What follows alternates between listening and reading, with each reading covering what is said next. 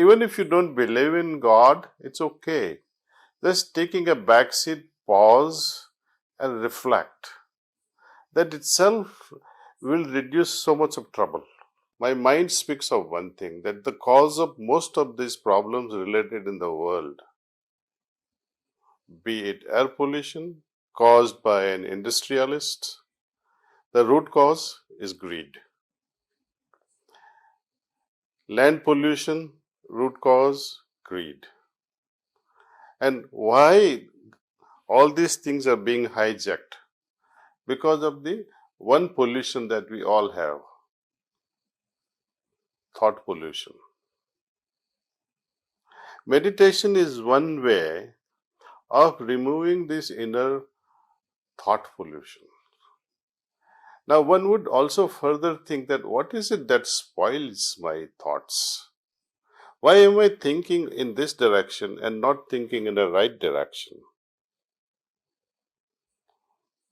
For example, when Duryodhana says to Krishna, I know I'm bad, I can't help myself. I know I'm thinking wrong, I can't help myself. He says, Janami dharmam nachame pravritti, Janami adharmam nachame nivritti. I know what is right, I cannot follow it. I know what is wrong also, but I cannot follow it. Most of us are also fully cognizant of this fact of right and wrong. But how to take a next step of following what is right and abandoning what is wrong? Clarity and thorough understanding of the situation. And one should study, what price will I pay if I do this wrong? One has to understand the consequences ahead of time. My father used to say, there are various kinds of people. A person, there is one category of person is even when they commit a mistake, they don't realize they have made a mistake.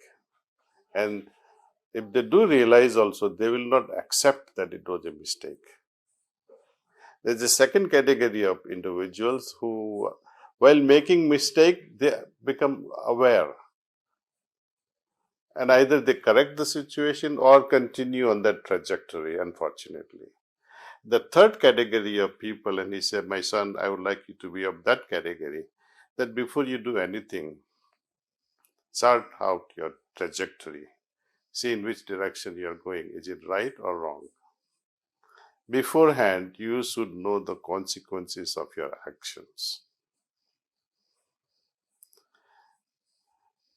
Actions are the results of thoughts, and thoughts are the results of our attitudes, and attitudes are the product of our samskaras. So, if we regulate our samskars, fine-tune our samskars, it will fine-tune our attitude, it will fine-tune as a result, the thoughts, and as a result, our actions. And if the right action is done, you know for a fact, it will have the right result. Wrong action cannot have the rightful result. So the root of all these things is your planning. And all these steps are well understood, well refined, well tuned during meditation. Meditation is, even if you don't believe in God, it's okay. Just taking a backseat, pause and reflect. That itself will reduce so much of trouble. And when we adopt this heartfulness way of meditation, just few minutes in the morning, and there's a different practice we also recommend, that is all about rejuvenating yourself at the end of the day when you come back home.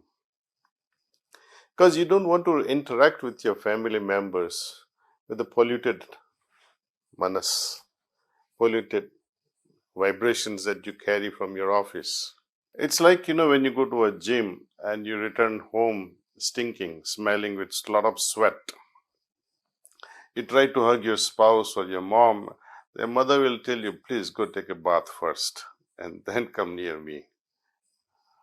Because you will be like a walking sewage tank at that time.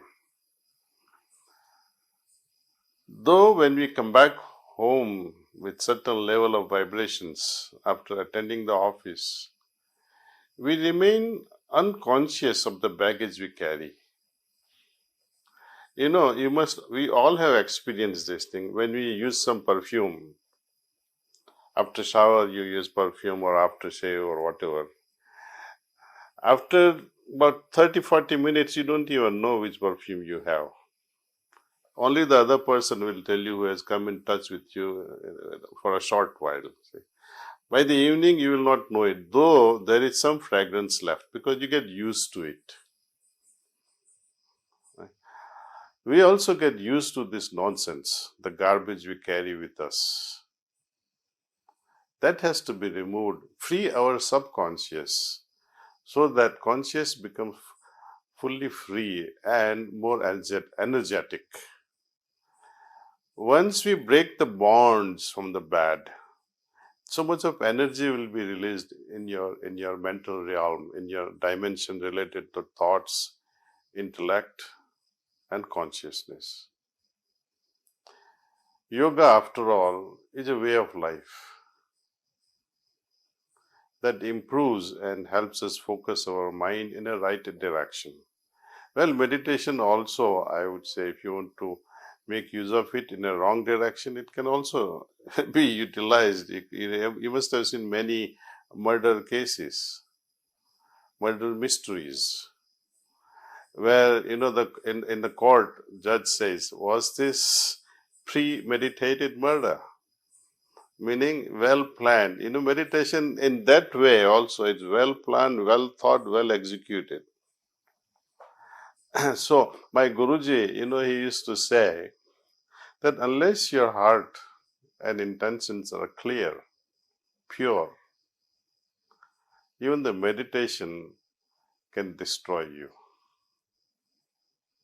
You can become a perfect murderer if your intentions are not clear. Think of Ravana. His intentions, though he had a lot of energy, he had a lot of yogic powers, but in the end, because of his intentions, he destroyed himself. So is that wiser to awaken the Kundalini? It's not wiser. So we have to play with the power, be it spiritual or be it materialistic. It has to be used in a dharmic way, in a righteous way. Then we all can become wiser.